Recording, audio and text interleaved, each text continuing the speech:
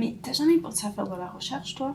Ouais, mais ça voudrait trop dire que je dois sacrifier ma vie personnelle. Pas du tout, et c'est justement dans ce nouvel épisode d'INSEE-DLCB qu'on va te faire découvrir le quotidien d'un chercheur.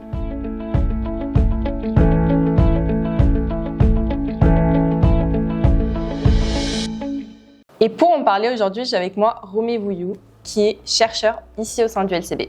Donc Romé, explique-nous ton parcours. Eh bien, en fait, j'ai réalisé un cursus universitaire, somme toute, très classique, donc qui s'est quand même étalé sur une douzaine d'années, comme beaucoup.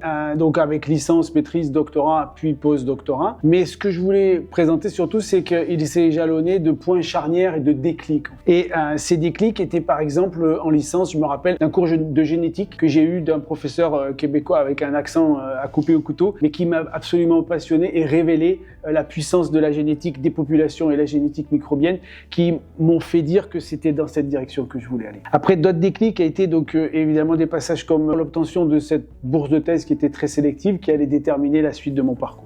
Ensuite, je me suis vu offert donc une bourse de post-doctorat pour partir à l'aventure en Hollande, lors de laquelle on a eu la chance de faire une belle découverte qui a été déterminante pour le concours CNRS que j'ai passé ensuite. Ce que je voudrais dire aussi rapidement sur mon cursus et mon parcours, c'est qu'il a été jalonné de choix. Mon choix de quitter donc mon Auvergne natale pour venir ici à Marseille étudier la microbiologie, mais aussi le choix d'être séparé de ma femme et de mon futur fils quand j'ai dû partir en postdoc, et aussi donc le choix de créer à un moment donné une nouvelle équipe. Alors tout roulait, tout était installé, mais non de repartir à l'aventure sur de nouvelles choses. Ça, c'était plus récent lorsque j'étais directeur de recherche. Et donc, à quoi ressemble votre journée type en tant que chercheur? Je commencerai d'abord par dire qu'à mon stade, je suis chef d'équipe depuis 16 ans, donc je fais plus vraiment de recherche, comme on dit, à la paillasse, ou tout au moins très très peu. Et donc mon activité porte essentiellement sur la gestion de l'équipe et sa pérennisation. Maintenant, ma journée type, elle s'organise en 2 demi-journées, le matin, l'après-midi. Donc le matin, il est toujours consacré en fait à l'échange avec les membres de l'équipe, qui vont être donc sur leurs résultats, sur l'interprétation des résultats et les futures expériences qu'on va réfléchir ensemble et qu'ils vont mener. Et ensuite, donc l'après-midi, il est plus consacré au travail personnel, d'une part sur l'écriture des articles, l'écriture des demandes d'argent et l'évaluation d'articles d'autres chercheurs ou de demandes de financement d'autres chercheurs, puisque je siège dans certaines instances donc d'évaluation pour faire à mon tour ce que les autres ont fait pour moi quand je faisais des demandes d'argent. Ma journée type, elle essaye d'être toujours en arrivant donc à vélo avec la banane et content de venir travailler ce qui se produit, et j'ai la chance qu'il se produise depuis maintenant 25 ans. Donc quelles sont selon vous les principales difficultés rencontrées au sein de votre métier et d'un autre côté les aspects les plus passionnants?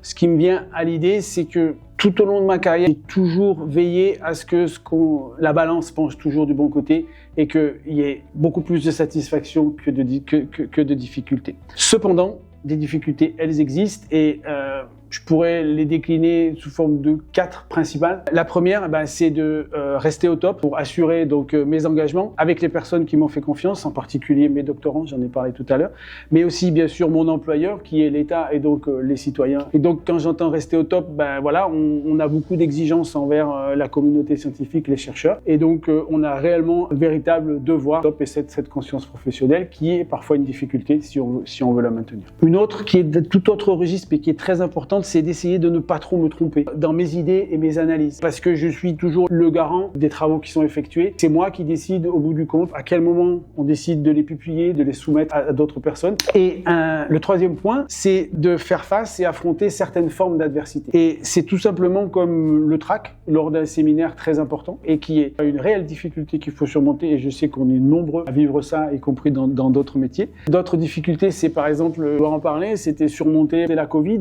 avec tout ce qu'elle a représenté comme traumatisme pour nous, moi je pense aux jeunes aussi qui étaient dans le cursus à ce moment-là. Et donc mon rôle était d'assurer dans ce moment-là et aussi de surmonter cette malheureuse défiance qui a suivi la Covid envers la science, pour laquelle il faut ramer et ramer encore pour essayer de convaincre la société que non, les scientifiques sont intègres et font bien leur travail. Une autre difficulté, c'est j'ai atteint un âge moyennement avancé dans ma carrière, c'est garder ma motivation au fil du temps et surtout face à ces merveilleuses révolutions scientifiques qui arrivent. On a vu la révolution de la microscopie électronique, donc ces fameux ciseaux moléculaires, toute la biologie moléculaire et surtout les big data. Et donc conserver ma motivation, me sentir toujours à ma place et dire que j'ai toujours un rôle à jouer là-dedans et être conscient aussi qu'on ne pourra pas suivre toujours toutes ces merveilleuses évolutions. Et donc savoir s'adapter, se remettre en question et évoluer avec ses atouts et des faiblesses, c'est aussi une forme que j'appelle de difficulté. Non, les aspects les plus passionnants, voilà, une question que je préfère. Sans hésiter, l'aspect le plus passionnant, c'est ce que j'essaie de distiller depuis le début de cet entretien,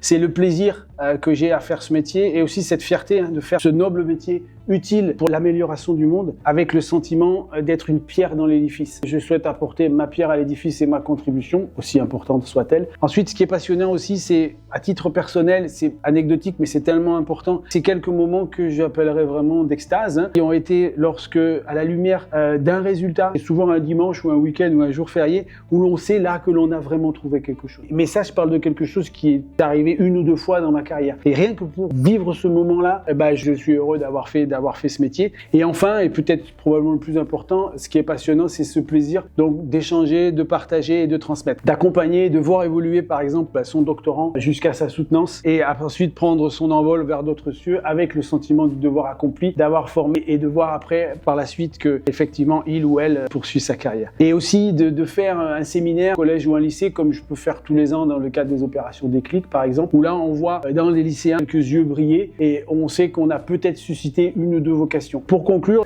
il existe autant de façons de faire la recherche qu'il existe de chercheurs. Donc il y a vraiment de la place pour tout le monde, il n'y a pas une école, il n'y a pas une seule façon de faire. Il y a une déontologie, il y a des règles à respecter, mais justement la richesse de la communauté scientifique et des chercheurs, c'est justement sa diversité, qu'elle soit à l'échelle d'un institut, d'un pays, de la planète, avec les différentes façons que l'on voit. Et donc l'ensemble formant cette communauté scientifique pour laquelle j'ai donc consacré mon métier avec grand plaisir.